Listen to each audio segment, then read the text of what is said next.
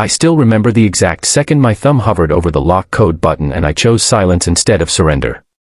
8 hours of mountain road behind them, groceries melting in the trunk, snow collecting on their shoulders, and I let the door stay shut. My name is Elias Crow. 34. 2 restaurants bleeding me dry in the best way. The kind of tired that lives in your bones like damp cold. I used to think the worst thing that could happen to me was a health inspector on a Saturday night or a reviewer who called my short rib ambitious but confused. I was wrong. The worst thing is hearing your mother sob through a speakerphone from 6 states away while your father shouts your name like a curse. And knowing you caused it. But also knowing, if I'd opened that door, I would have lost something bigger than a week's rental income. Let me take you back to where it felt normal. Or what passed for normal in my family. I grew up believing love had a price tag. Not because we were cruel, but because we were broke in the loud, pretending we're fine way. Victor, my father, framed houses for other people while ours leaked every spring. Mara, my mother, answered phones for doctors who never remembered her name. Rowan, my younger brother, chased music dreams that never quite caught fire. Lila, my sister, collected degrees like they were coupons, none of them cashing out. Me. I was the one who left the grease-stained apron on the hook and started paying bills that weren't mine. First it was small. 20 for gas. 50 for the electric so they wouldn't sit in the dark. Then bigger. Rowan's emergency room bill after a bar fight he swore wasn't his fault. Lila's tuition gap when scholarships dried up. Victor's bad knee surgery that insurance laughed at. Mara's whispered, "We'll make it up to you, Elias," every single time. They never did. I told myself it was temporary. That blood means you carry the weight when they can't. So I carried it. Through dishpit burns. Then came the cabin. Not some trophy. A small cedar A-frame outside Telluride. 2 bedrooms, wood stove that smokes if you don't treat it right, windows that look straight into pine and sky. I bought it after my first place finally turned profit, not to brag, but to breathe. A place where no ticket printer screamed, no voicemail waited.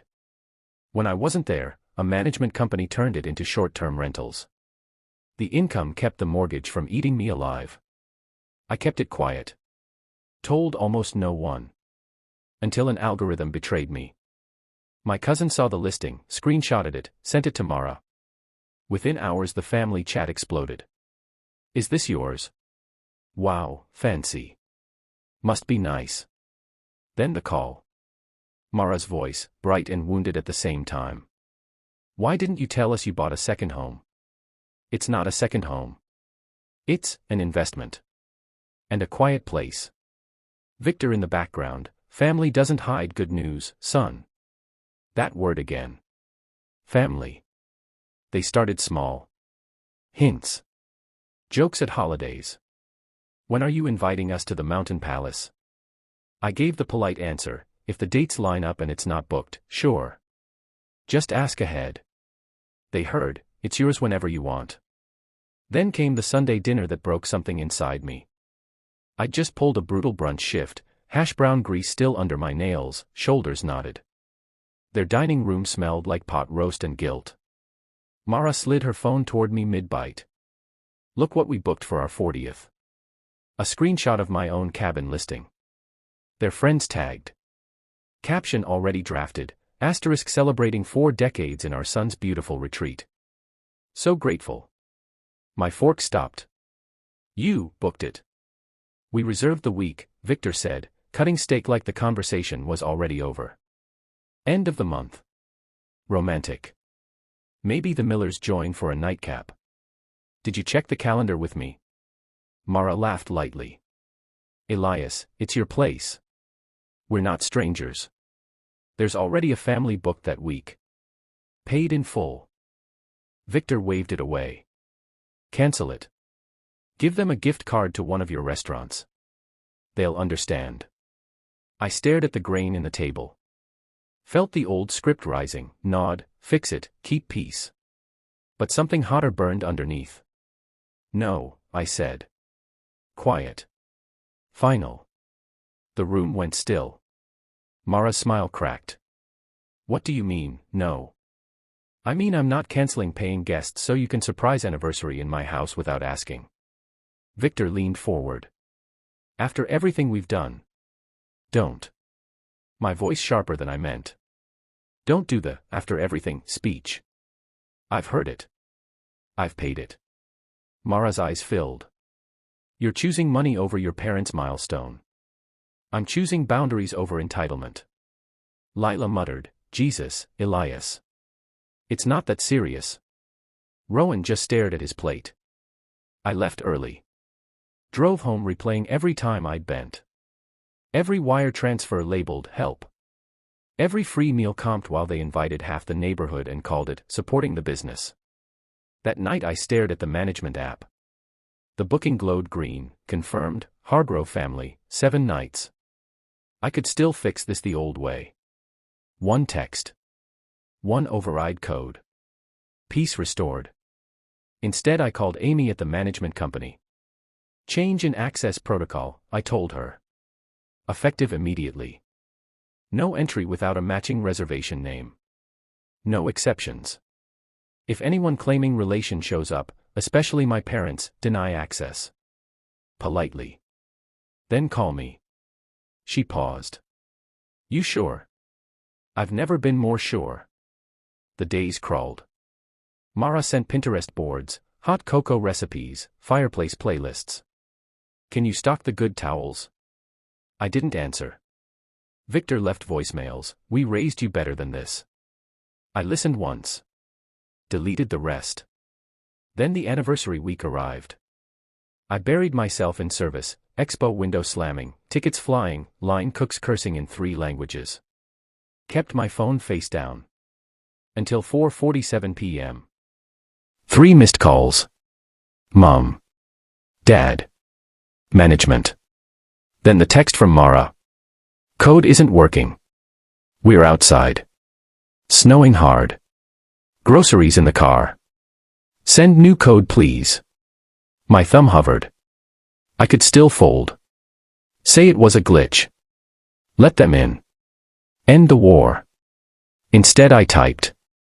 If there's no reservation in your name, the code won't work. I told you months ago. Dots danced. Then. Elias, this isn't funny. We drove 8 hours. People are staring. Fix it. Another call. Management. I stepped into the dry storage room, smell of onions and cardboard, and answered. Hi Elias, it's Amy. Your parents are here. No booking. They're insistent. Confirming your instructions still stand. Behind her voice, faint but unmistakable, Mara pleading, Victor barking at someone about family rights. My chest felt like it was caving. But I pictured the Hargroves tomorrow, kids probably, first big trip, suitcases full of anticipation. Then I pictured me, 10 years from now, still paying for everyone else's life. Yes, I said. Deny access. Tell them to call me if they want. I hung up. The texts came like gunfire. How could you humiliate us like this? We're standing in snow because of you. This is your mother crying, Elias. Open the damn door. Then the live call. Mara's voice shattered. Your father's hands are numb. We look like fools. All because our son thinks strangers deserve his house more than we do. I leaned against a shelf of canned tomatoes. You chose to come without permission. You chose to ignore every warning. This isn't me locking you out. This is you walking into a door I told you would be closed. Victor took the phone. Low. Dangerous. You think you're somebody now. Restaurants. Fancy cabin. You forget who gave you a start. I remember who took every finish line I crossed and made it theirs. Silence. Then Mara again, softer, broken. We just wanted to feel proud. Together. In a place that felt like ours too. Something twisted in my gut. Not guilt exactly. Sorrow. For the version of us that never got to exist without strings. I love you, I said. And meant it. But I can't keep paying the price for it. I ended the call. They drove away. Found a last-minute Airbnb an hour down the pass. Posted passive-aggressive anniversary photos anyway, hotel fireplace, forced smiles, caption, still celebrating, even when plans change. I didn't comment. The Hargroves checked in the next day. Left a glowing review. Kids built a snowman. Posted pictures of hot chocolate by the stove I'd installed myself. And me. I sat in my apartment at 2 a.m., staring at a blank wall, tasting something new. Freedom. And grief. Because cutting the cord left a mark. On them. On me. I don't know if they'll ever understand. Maybe they'll always see a locked door. Maybe I'll always hear that sob in the snow. But I know this, the next time someone assumes my life is communal property, I won't hesitate. I've paid enough. So I'm asking you, because I still lie awake wondering, if the people who raised you tried to take something you built alone, something that finally felt like yours, would you hand it over to keep the peace? Or would you let the door stay shut, even when it hurts? Tell me in the comments. I read every one. Thanks for watching. Do subscribe for more stories.